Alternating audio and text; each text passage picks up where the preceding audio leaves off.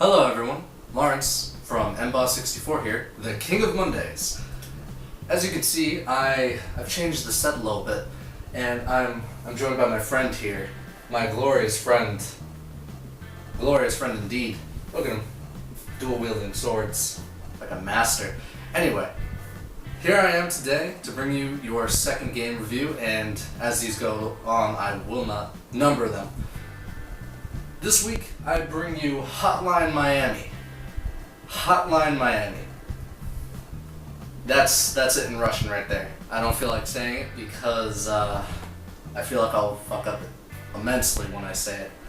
So, as you know, I'm bringing you this game based off the criteria that I'm gonna scale it on. So, here we go. Hotline Miami. The mechanics are really simple. This game, I played it on the Vita. I tend to play these little smaller games on my Vita rather than my PC, because my PC is garbage. But the mechanics of this game are very simple, on the Vita that is. It might be a little easier on the PC. Basically are given control, just you move the camera by touching the touchscreen, you move using the directional pads, everything like that. And you pick stuff up, you throw stuff, and you basically kill people. A lot of people. Everyone. You kill everyone. You will die. A lot in this game as well. So, mechanics are very simple. Anyway, onto the gameplay. The gameplay is... it's high speed. You gotta plan out your assaults when you go into the field. Like, there are a bunch of enemies. More enemies come as you go through the levels. But there are a bunch of enemies, and they will just flat out murder you right away. So you gotta be able to see your point of attack and know what you're gonna do. You need to know what you're gonna do before you even get in there. The gameplay is very tight, when you mess up in the game, it's not really the game's fault unless you get to the level called Assault. It's the cop's fault, all over that stage. But when you mess up in the game, it's really on you. It's not any fault with the game. Because the controls are tight, you know exactly what you're doing, and you need to have mastery over the controls if you want to be able to beat this game. Now, the story of this game, there are basically two segments to the game, but the second segment is much shorter, and the second segment really explains the story. All throughout the first section of the game, you won't really know why you're doing what you're doing. Why this man is killing everyone. You really have no control over what he's doing. As you go on, you learn why he's doing this. That everything that has happened up to a certain point, you already did. It already happened. And when you wake up, basically, this character wants answers.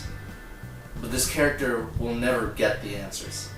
He's basically damned to not know why he murdered all these people, other than wanting to kill. There's one other key thing I forgot to include in this game, is the game depends on these masks that you collect throughout the game. These masks all hold different abilities and different skills.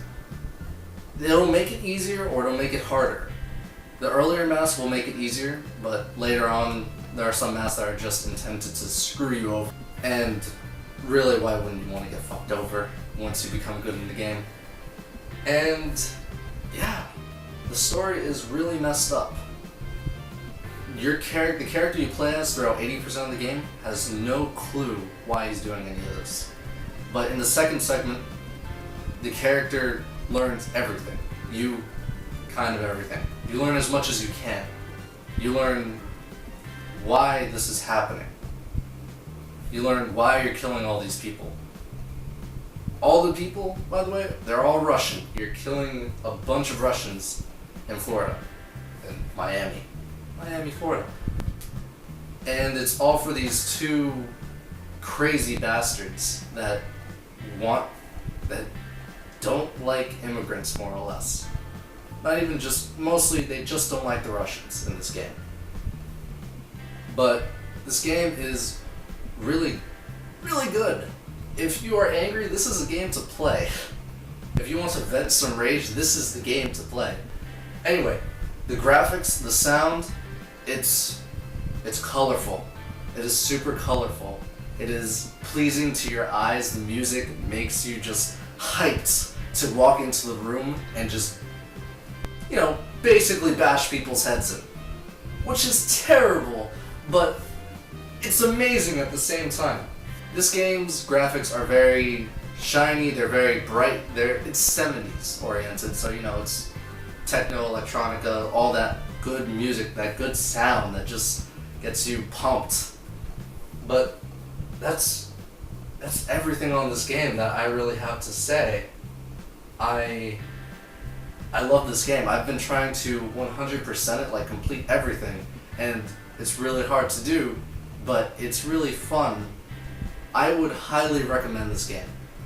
I would say you must buy this. Heed the word, heed this. You must buy this. This game is amazing. He agrees. He agrees, or she. This guy, this person, this thing agrees. You must buy this game. Because it is amazing. Really, it is. Well, that's everything that I have to say on this game this week. Next week, I wasn't really completely planned out this week, so I'm just kind of scratching the surface of the game once again. But I promise in the next coming weeks I will be more prepared and more, everything will be more plotted out. This whiteboard might be filled with more stuff as well as we go on. But this will always be there, unless it's Sunday. King of Mondays. That's what I am. King of Monday bringing you Hotline Miami this week. So, I really do hope you go off and buy it, or watch someone play it, borrow it from a friend, buy it. This game is relatively cheap. It's like $5, $10 on Steam. On the Vita, it's always like 10. But yeah, this game, must buy. Most of the games I'll be reviewing, I will say are a must buy. So this game especially, the colors, the music, everything. The mindfuck in the end, just play this game. Play it, buy it, experience it. Vent out your rage. This is the game for it. So anyway, I hope you enjoy the rest of your days.